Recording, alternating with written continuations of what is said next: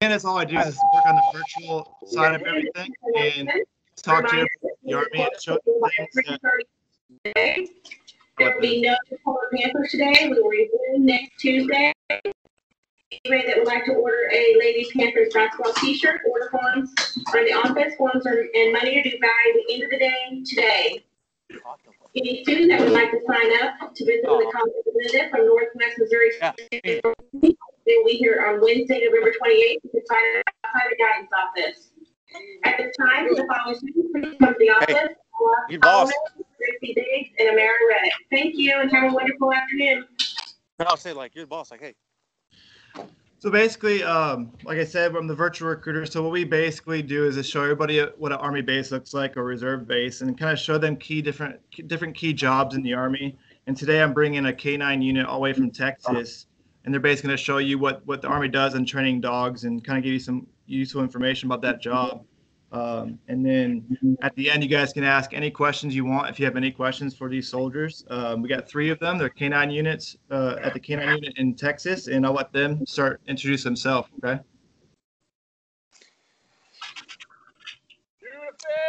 Good afternoon, guys. How y'all doing? I'm guessing that's good. Okay. I'm Staff Sergeant Al Sayed. I am from Houston, Texas. I've been in the Army for about 10 years now. I've been a military police working dog handler for about 8. I'm currently stationed here at Lackland Air Force Base. I've done 3 combat deployments, 2 to Iraq, 1 to Afghanistan. And my current job here at Lackland Air Force Base is I am one of the instructors at Kennel Master Trainers Course. And my next, and some of the guys I have here with me is Sergeant Bunce and Staff Sergeant Meeks. I'll let them introduce themselves. How you guys doing? Staff Sergeant Meeks. I've been in the United States Army for 6 years now. Currently down here at Lackland Air Force Base. I'm part of the Handlers Course instructors for the Basic Military Working Dogs course. As I said, I've been in 6 years. I've had 1 combat deployment to Afghanistan as a military working dog handler with Special Forces Group. Well, how y'all doing? I'm Sergeant Bunce. I've been in the United States Army for 5 years. I have 1 combat deployment, and I'm currently a military working dog trainer here at Lackland Air Force Base. All right, guys. So some of the stuff we do as military police working dog handlers is obviously we have 3 main missions. Number 1 is support everyone in the Army as far as combat patrols, combat deployment. Number 2 is support the president in regards to going out and doing sweeps for him at different venues or whoever POTUS may be at the current time. And our 3rd is support the garrison. And what we do as far as supporting the garrison is law enforcement duties. And as you can see in the background, we have some of these guys here that are training the dogs that are going to be future military working dogs. And we're going to let them do a send on these guys right here.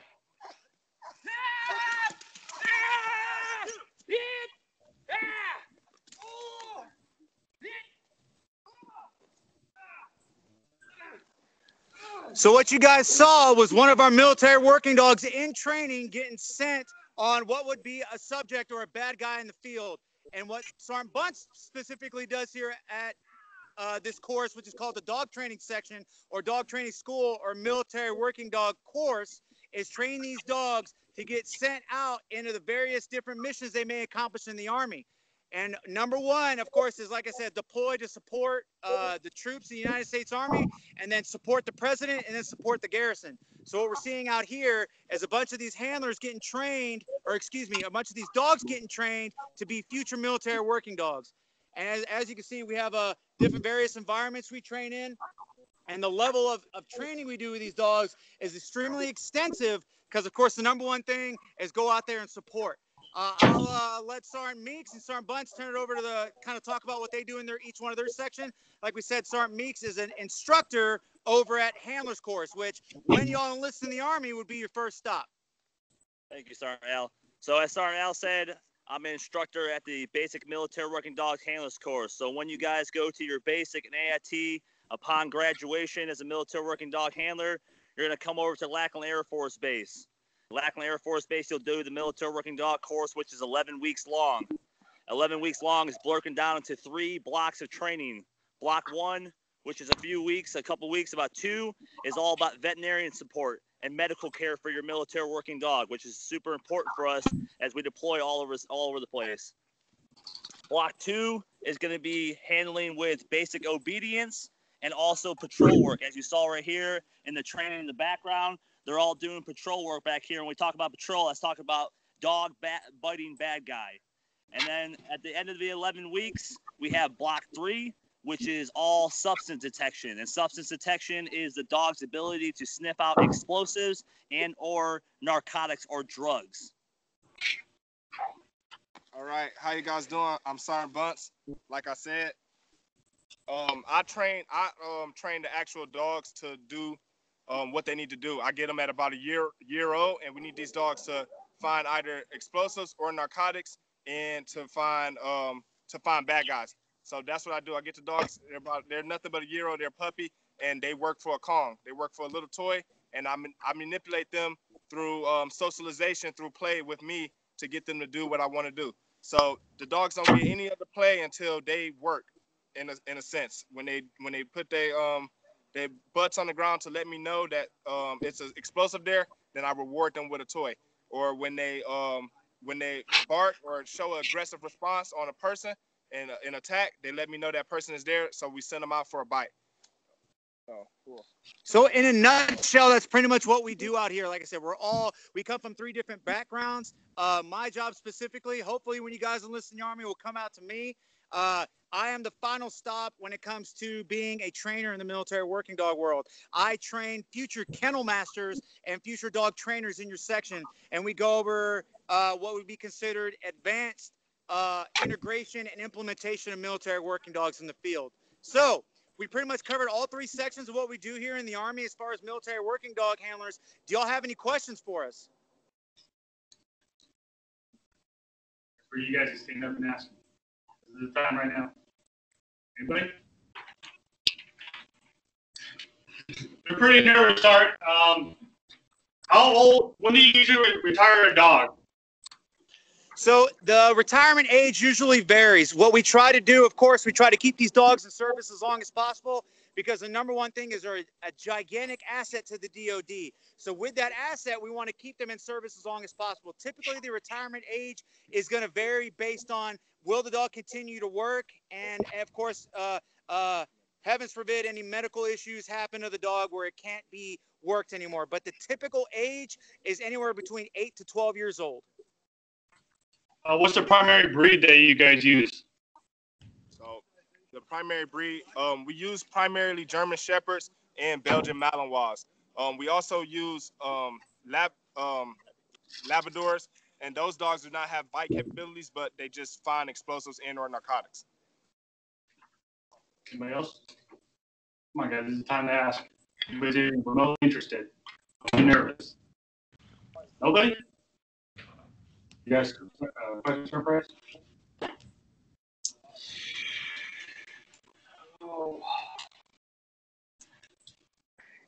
What are some of the different ways that you guys can support your normal law enforcement patrols while they're on duty? That's not bad. So when we're doing law enforcement patrols, we're talking about working on the installations that we're at. Just like I came from at Fort Campbell, Kentucky, what we do is a couple of different things. We're able to work at the gates, or ECPs, our entry control points, to make sure that our dogs are searching vehicles that are coming through for any kind of contrabands, such as explosives and narcotics. We also can help in the apprehension of suspects out there in terms of bite work. We also help in if there is a person inside of a building, a suspect in the building that's hiding, our dogs are able to locate those individuals in the building. And those are a couple things that we could do in terms of law enforcement support. And then it's going to be dictated, too, based on your base of support. Of course, the Army and the Military Police Corps has our version of what we call SWAT, which is SRT, or Special Reaction Team. And we as dog handlers continue to support them as well, because like you see in all the cool movies and get to do all the cool guy stuff, we get put on the front lines as dog handlers to get attached to these different units, especially in law enforcement and garrison. And we get attached to these SWAT units and train with them in order to, of course, support them and support the garrison commander and the base and conduct law enforcement duties on different various bases we've been on. Anybody else? Come on, guys. There we go. We got one, Sarn. What happens Awesome. if the dog attacks you? What would you do whenever the dog attacks you? She asked, what would you do if the dog was to attack you? So initially what we try to do is we try to establish a really strong relationship with us and that dog. I can honestly say in the 8 years I've been a dog handler, like I can honestly say every dog I've ever handled, not trained, handled, has never bit me in a malice or malicious way.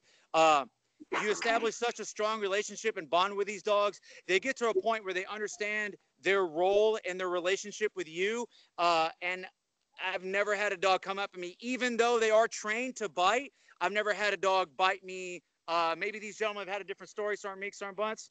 You can go, Sergeant Bunce. When you guys come and see Sergeant Meeks here at Handler's Course, you learn safety. So it's all about respect and a mutual relationship with the dog. You learn how to handle a trained dog. So the dogs are trained to attack with or without command under certain situations. So if the person is acting aggressive or threatening in any type of way, that's when the dog attacks in that situation. So you learn, when you guys come, we learn how to deal and how to handle with that. Just like Sergeant Al said, the dogs won't just attack you for no reason. So yeah. For most of the time what I've seen when I've been out in the field or like that, a dog that goes after its handler or said other handler is provoked for some reason to do that kind of attack like that. That's some kind of a mistake by the handler on their part. But we all trained to deal with that. If the dog bites you, it's certain procedures that you go through to get that dog to release the bite. And then kind of bringing things full circle, and that's what these guys are actually training these dogs for out here. You'd be surprised, like when you guys enlist in the Army and come see Sergeant Meeks, how much psychology actually goes into what we do as dog handlers and trainers. What these guys were doing out here was conditioning the dogs to understand that their voice, like when you hear them, you might have heard them say, "You in the building, come on, identify yourself by sight or sound." If you hear that, that is a cue or condition to the dog to understand that, hey, I'm about to go bite somebody. So it's not like the entire time the dogs are queued up to be like, hey, I'm ready to bite somebody. It's more along the lines of the dogs. We condition them and teach them when it's time to bite, when it's time to search, when it's time to go to work, when it's time to do law enforcement duties. So we do a lot of that here. And like I said, when you guys enlist, y'all get plenty of that experience and plenty of that exposure. How do you guys train the dogs to find explosives and narcotics? Perfect. So you want me to take this one? All right. All right. So here on Department of Defense, here on Lackland, we authorize to have what's called scent kits. We have access to different explosives from C4, TNT, all these different explosives, and we have access to narcotics. So what we do is we take that explosive training aid and we hide it.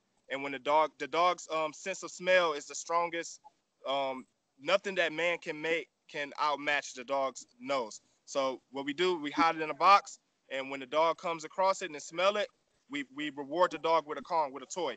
So through repetition of that, and we just take it and add different variants to it. We might put it high, we might put it low, we might put it deep, we might put it in a car, in a vehicle, we might put it in an airplane and of luggage, and we just expose the dogs to that. So they understand that when they smell this funny smell, they need to offer a passive response, and they get rewarded with the toy.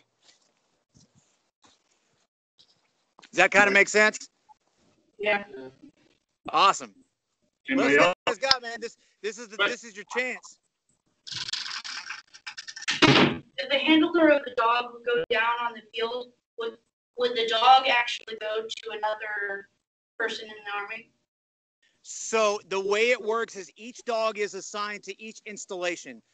So once these dogs get assigned to the installation, they get matched up with their handler. So typically, depending on what kind of program you're in, but in the Army, unless you become a Ped E, which when you enlist, you'll find out about that. But for right now, it's the dogs are assigned to each base. So it's kind of like getting assigned a partner. So when you show up at each installation, you get a new partner. And when you have that new partner, it allows you an opportunity to bond. But whenever it's your time to leave or change duty stations, that dog unfortunately stays there, and you get to go on and start a brand new relationship with a new dog.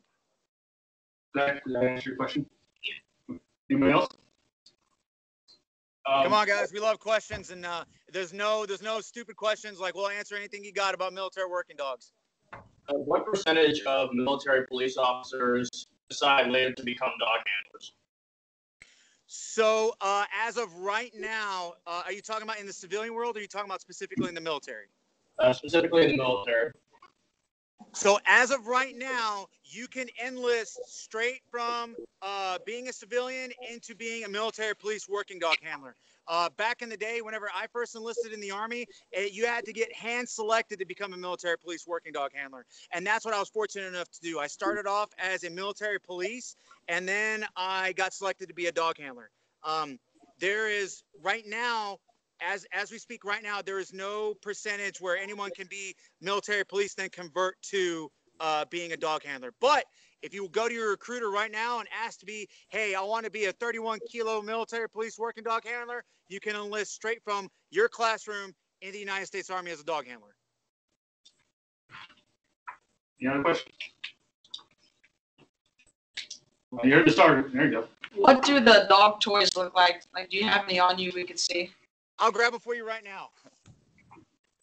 There we go. So this is, toss me a Kong. Man, Someone Kong me. Yeah. So here's some of the toys we have. So as you can see, it's not about what the toy is, but like Sergeant Bunt said. So all it is your typical Kong. You can go to PetSmart and pick it up, or we have a ball with a string.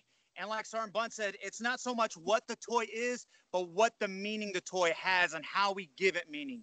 A lot of it is the chase of the toy. So like you'll see, you might have seen it before in movies where they throw the Kong or they throw the toy and the dog gets super spun up and enjoys it a lot. And it's because here at the schoolhouse, these guys are giving the toy meaning. And how they give it meaning is by pairing it with something that is an equally desirable stimulus or higher.